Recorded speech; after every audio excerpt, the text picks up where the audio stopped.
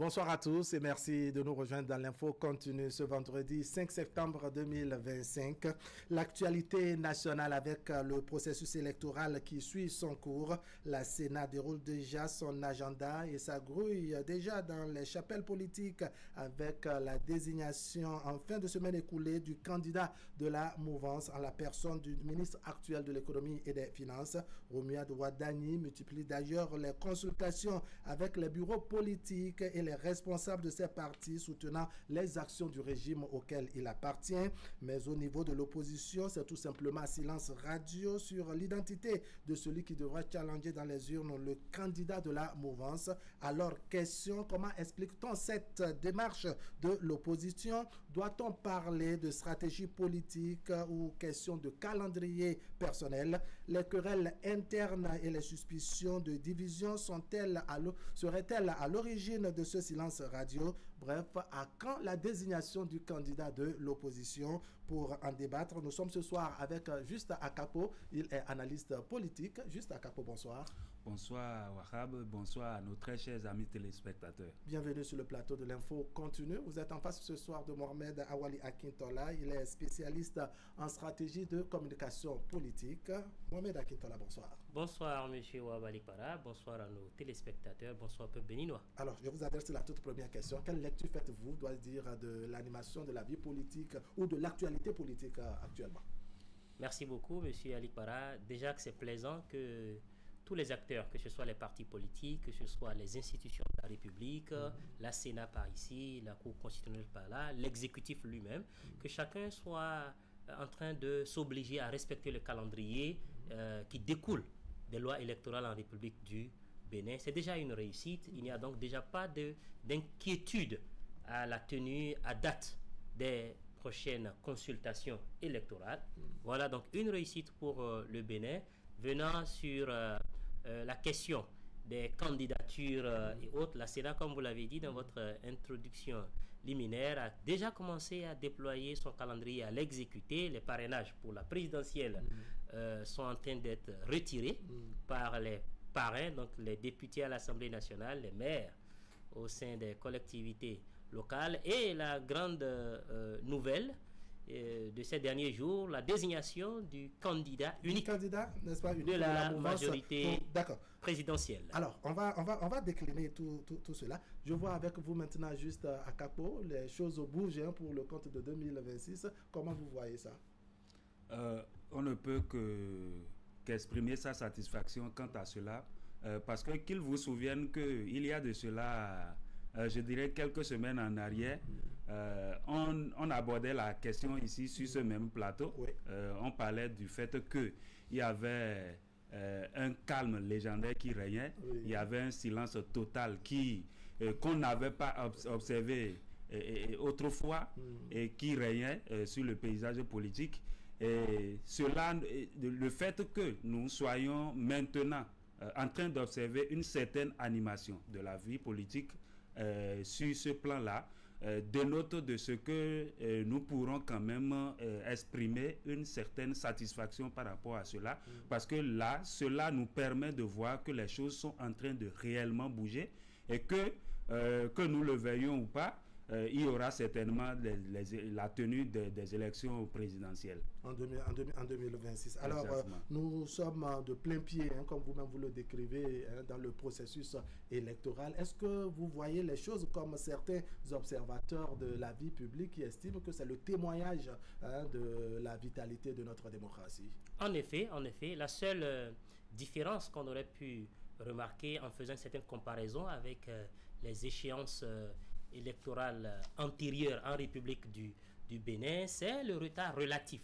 J'appelle ça retard relatif parce que cela dépend de qui voit. Dans la précision des potentiels candidats pour l'élection présidentielle. Mais en cela, moi je vois... On ne les a pas dévoilés très tôt. Très tôt, je vois surtout une réelle vitalité de la démocratie béninoise. Pour cause, plus tôt, déjà, parce que là nous sommes à 8 mois quand même de l'élection présidentielle. Nous sommes à 8 mois, c'est quand même beaucoup.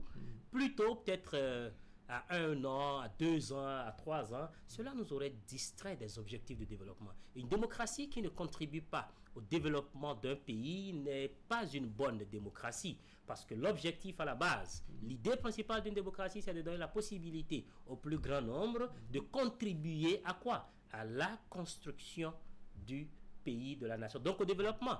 Ça nous aurait un peu trop distrait. On se serait focalisé beaucoup plus sur les joutes électorales que sur le travail qui permet d'aller au développement du pays. Donc oui, cela témoigne de la vitalité de notre démocratie et on ne peut que s'en féliciter. Ok, processus électoral en cours, démocratie bien vitale, comme le soulignait tout à l'heure Mohamed Awali Akintola. Est-ce que vous avez noté que le candidat de la mouvance est connu, il y a l'actualité qui l'accompagne, mais qu'il y a un silence plus ou moins relatif au niveau de l'opposition en ce qui concerne l'identité du candidat du parti de l'opposition? Oui, ce silence que nous sommes en train d'observer ne devrait certainement pas étonner, parce que quand on fait l'analyse, si je dois utiliser une certaine métaphore, je dirais qu'avec le choix que la mouvance a opéré, c'est comme si on était en boxe, c'est comme si l'opposition a été envoyée dans les cordes. Ah bon? Je m'explique. C'est pourquoi je le dis, c'est la manière dont la désignation a été faite d'abord, c'est venu par surprise. Ça a surpris tout le monde parce que, qu'ils vous souviennent que tout le monde s'était endormi et un beau matin on se lève et on a l'information. Donc c'est déjà un élément. Et c'est vrai que dans les tractations depuis le départ, on pourrait déjà imaginer que ce choix-là pourrait être opéré. Donc, et c'est pourquoi je disais cela tout à l'heure, c'est parce que d'un point de vue stratégique, je dirais que le choix a été bien fait par les partis de la mouvance, parce que on constate que quand on regarde dans ce que prescrit notre constitution, c'est-à-dire qu'il faut avoir minimum 40 ans pour prétendre aller arracher le fauteuil présidentiel. Donc c'est déjà quand on regarde cela, on peut se dire que le candidat qui est choisi est un jeune. Donc ça fait déjà un élément qui pourrait amener l'opposition à être en train de réfléchir à la réplique qu'elle devrait apporter. L'autre chose, c'est que le candidat qui est choisi, c'est quelqu'un qui maîtrise en quelque sorte, qui a déjà une certaine maîtrise quelque peu des rouages du système actuel, de ce qui se passe et de la manière dont la gouvernance se fait. Donc c'est déjà un élément. Donc l'opposition serait en train de voir qu'en face, il y a un grand enjeu, il y a du boulot et que elle n'a pas droit à l'erreur.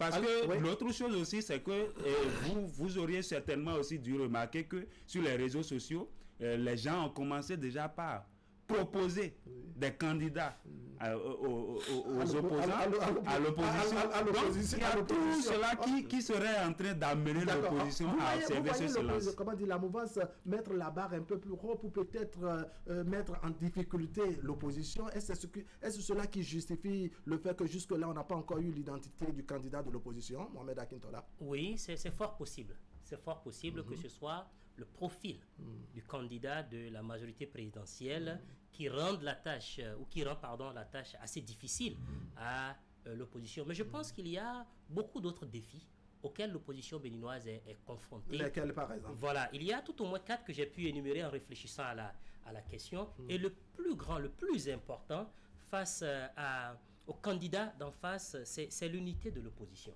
Nous avons tendance à vouloir parler de l'opposition et à le limiter à un parti politique en République du Bénin, ce qui a une erreur d'ailleurs, parce que entre-temps, il y a eu un cadre de concertation des partis de l'opposition, dont certains partis ne font pas partie, tandis qu'en face, la mouvance présidentielle, vous les voyez tous parler d'une même voix, quelle que soit leur prise de bec interne. Donc il y a, si aujourd'hui, on doit en venir à la désignation d'un candidat qui ne pourra pas faire l'unité, eh bien ça va déjà rendre l'opposition béninoise la mettre en posture de canard boiteux. Avant même ces ça va mettre l'opposition en échéances-là. position de faiblesse. Au-delà de ça, il y a le défi des parrainages.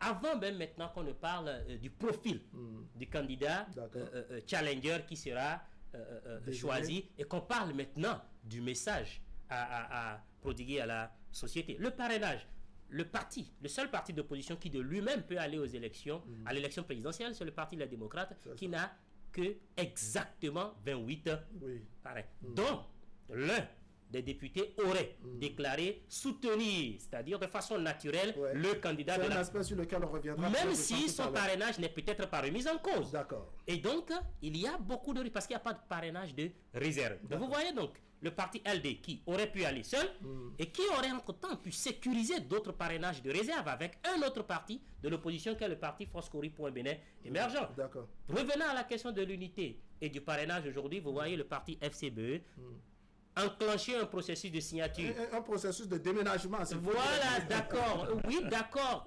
Parlementaire avec des partis de la majorité présidentielle. Venant maintenant au profil. La compétence sera mise dans la balance. L'expertise sera mise dans la balance. La loyauté et la fidélité, la constance dans le temps. Et enfin, comme le disait mon vis-à-vis tout à l'heure, la jeunesse du candidat, parce que vous savez, cela va beaucoup peser. Déjà, l'annonce du ministre d'État à l'économie et aux finances, Romuald Wada, comme candidat de la majorité présidentielle, vous auriez remarqué une certaine effervescence de cette jeunesse-là, même qui se disait radicalement opposant au pouvoir de Patrice Talon, reconnaître tout au moins cet élément-là qu'est la jeunesse et reconnaître qu'elle n'a particulièrement aucun problème avec Romuald Wada. Et donc ce processus de déménagement n'est pas que institutionnel, c'est un processus qui est aussi individuel au niveau de certains faiseurs d'opinion. Et enfin, un autre grand défi, le message dont sera porteur ce candidat-là et l'adéquation de ce message, la pertinence de ce message avec la personnalité du candidat qui sera désigné par l'opposition. Voilà, visiblement, le défi est gros pour l'opposition dans son ensemble. Mais on note que le parti, les démocrates, par exemple, a 28 députés, donc 28 parrainages. Peut-être que cela justifie le fait qu'il ne va pas taper, en tant que parti, il ne va pas taper à la porte d'autres partis pour avoir de parrainages supplémentaires. Ils ont déjà ce qu'il faut, s'il faut dire les choses ainsi. Ils ont déjà ce qu'il faut, mais nous sommes au Bénin. Quand je dis nous sommes au Bénin, nous sommes dans une république où tout peut se passer. Ah bon? Oui, qu'ils vous souviennent que... Qu'est-ce qui peut se passer, par exemple, pour que la donne change au niveau du parti Les Démocrates? Il peut arriver qu'à la dernière minute, un des parrains change d'avis et que ce parrain-là se retrouve... et que le parti ne dispose pas en quelque sorte de ce parrainage-là. Mais le parrainage est censé être appartenir au parti, donc ce n'est plus le parrainage de l'individu. Ça donne une certaine force au parti désormais. Bon, ça donne une certaine force au parti. C'est pour cela que je voulais dire dans mon développement que ce que j'étais en train de dire, je l'évoque en ayant en tête une certaine faible probabilité à ce que cela arrive. D'accord. Maintenant, cela constitue en quelque sorte une faiblesse parce que pour le parti de l'opposition, parce que on aurait pu avoir, ce parti-là aurait pu avoir plus de parrains, qu'il y aurait un certain climat de confiance. D'accord, une très grande garantie. Exactement, ce qui montrerait que le parti aurait plus de marge de manœuvre pour pouvoir agir. Donc, qu'on en arrive à ce que le parti n'ait que les 28 juste, ça pose quand même un problème. Et là où le problème se pose encore plus davantage, c'est que le parti au sein duquel l'opposition pourrait mener, vers lequel plutôt l'opposition pourrait mener une démarche pour pouvoir allait débaucher encore plus de parrainage. Voilà que ce parti a décidé de sceller une certaine alliance avec la mouvance. Donc, ce qui met beaucoup plus l'opposition en difficulté. D'accord, Mohamed Akintola soulignait tout à l'heure combien il y a, je dirais, une forme d'union ou d'unité au niveau des partis de la mouvance, mais on ne note pas la même chose au niveau de l'opposition. Est-ce que vous pensez que c'est vraiment de nature à fragiliser l'opposition et que cela justifierait le fait que jusque-là, on ne connaît pas encore leur candidat? Alors, cela pourrait être de nature à fragiliser l'opposition parce que le problème va se poser lorsqu'il s'agira de choisir le candidat. Parce qu'il va falloir qu'il y ait une certaine unanimité, une certaine adhésion de tous les membres. Si je n'exagérerais pas, je dirais peut-être de la majorité des membres pour que cela puisse aller. Parce que s'il n'y a pas cette adhésion-là, les gens pourraient ne pas être actifs pour que cela puisse donner le résultat que cela se doit. Donc, il y aura une certaine dissidence qui va se créer au sein du parti qui fera que les gens ne pourront pas s'actionner ou s'activer convenablement comme cela se doit pour que cela puisse aller de l'avant. D'accord. Au candidat de la mouvance tout à l'heure, Mohamed Akintola, vous soulignez la loyauté, la probité, vous soulignez la compétence, vous soulignez également la jeunesse. Est-ce qu'on ne peut pas retrouver tous ces critères, tous ces éléments que vous avez énumérés au niveau de l'opposition? Il y a bien de jeunes au sein du parti de l'opposition, les démocrates, pour ne pas les citer. C'est possible, c'est possible, et je pense même qu'en dehors du parti Les Démocrates, on peut également trouver ce profil-là. Nous connaissons le cas historique de Zinsou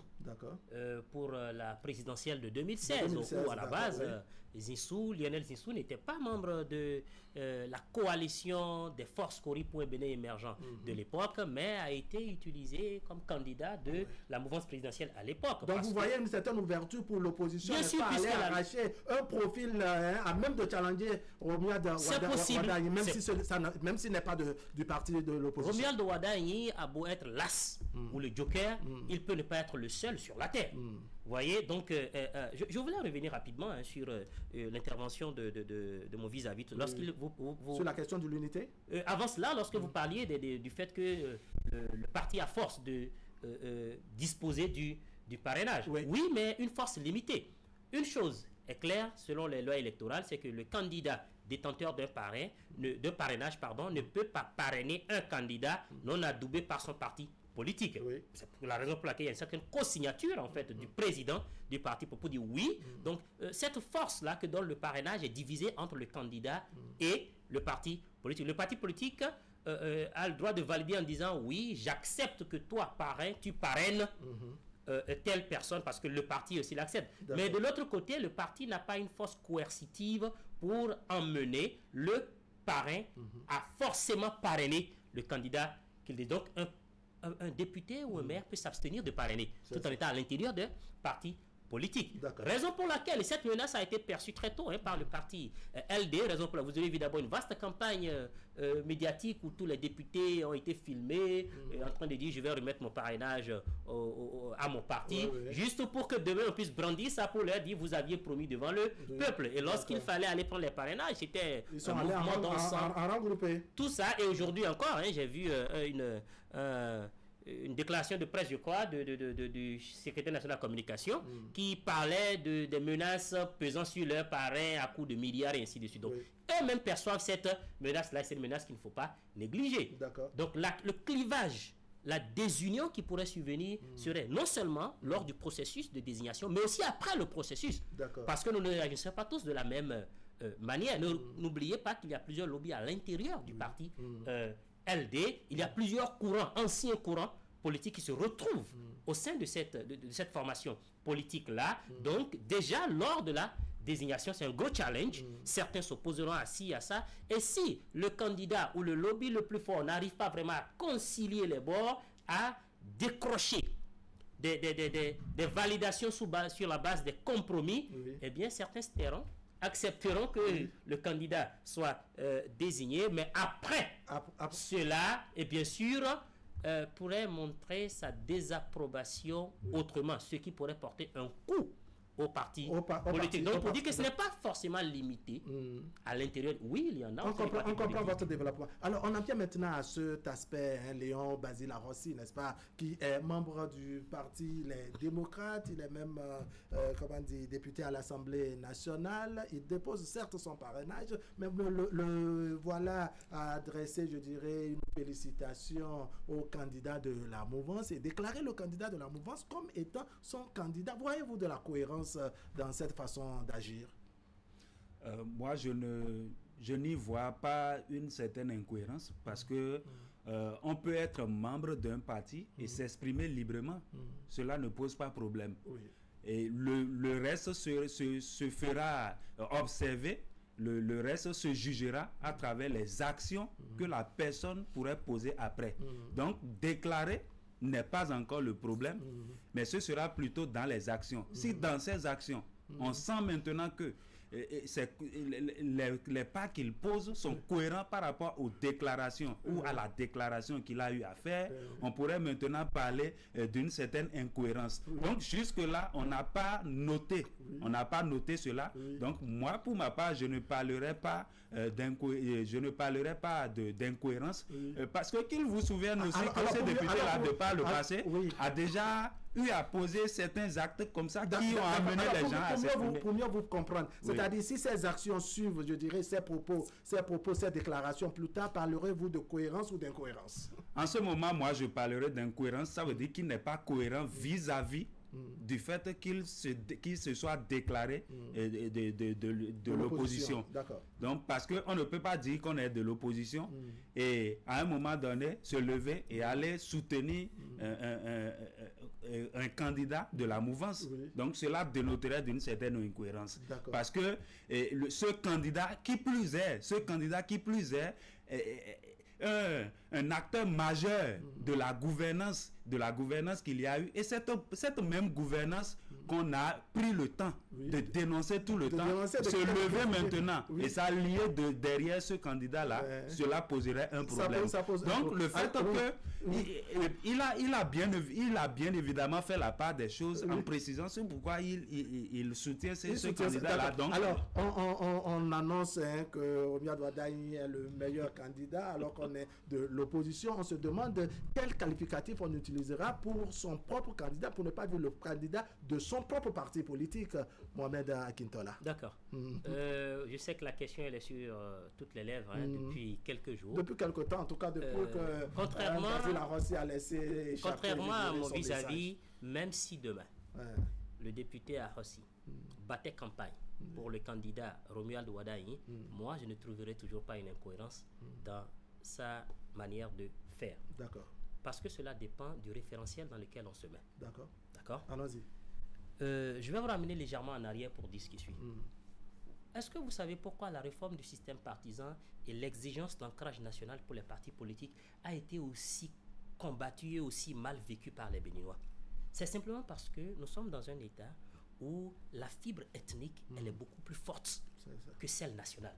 Nous ne sommes pas encore une nation. C'est un abus de langage lorsque nous parlons de nation en République du Bénin. Nous sommes de micro-nations à l'intérieur du pays. Certes, la nationalisation de cela est un défi. Et c'est la réforme... C'est une aspiration. C'est ça. Et la réforme du système partisan est l'un des outils qui contribuerait à ce que quelqu'un du fin fond du Nord s'identifie à quelqu'un du Sud sans lui le voir en tant que sudiste, en tant que centriste en matière géographique ou en matière ethnique. C'est un défi très grand que la réforme du système partisan s'efforce également à corriger. Progressivement. À partir de là, il faut que vous puissiez lire la réaction de l'honorable Basile Arrossi. Sans être dans sa peau ou sans avoir eu la sorcellerie de sonder son esprit ou son fort intérieur. Romuald Wadagne aujourd'hui est en passe de parachever un cheminement qu'a connu un aîné à lui, un père à lui.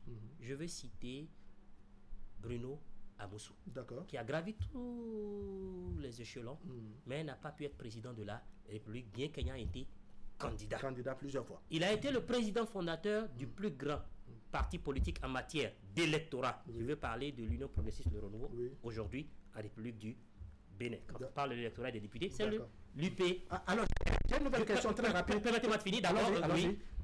Donc, à partir de là, vous vous imaginez vraiment qu'un élu, qu'un leader d'opinion du Mono-Koufo, aujourd'hui, voyant qu'un fils de cette zone sud-ouest du Bénin est en passe de devenir président de la République et se liguer contre lui, c'est là surtout qu'il y aurait de l'incohérence parce qu'il serait perçu. Seriez-vous en train de laisser entendre que si le candidat de la mouvance était, je dirais, d'une zone géographique différente, doit dire de Basile à Rossi, que sa position serait autre? J'en suis presque convaincu sans être Basile. Donc je pense que ce qui... D'accord, permettez-moi de... On va écouter. On ne doit pas déplacer le débat parce que nous sommes en train de parler de la défense d'une idéologie par rapport à un parti. Mais lui, il estime que malgré cette défense d'idéologie, n'est-ce pas, que la fibre ethnique, n'est-ce pas, est un détail non négligeable. L'incohérence dont je parle, c'est le fait que on défend un certain nombre d'idéaux au sein d'un parti politique et qu'on se retrouve comme cela entre parenthèses, n'est-ce pas, à soutenir quelqu'un qui a longtemps défendu le contraire de ce qu'on estimait être normal. Donc c'est pour cela que moi je parle d'incohérence. Permettez-moi de répondre. Je parle parce que ce parti politique a tout le temps parlé du fait que la mouvance présidentielle n'a pas beaucoup plus mener des actions allant dans le social.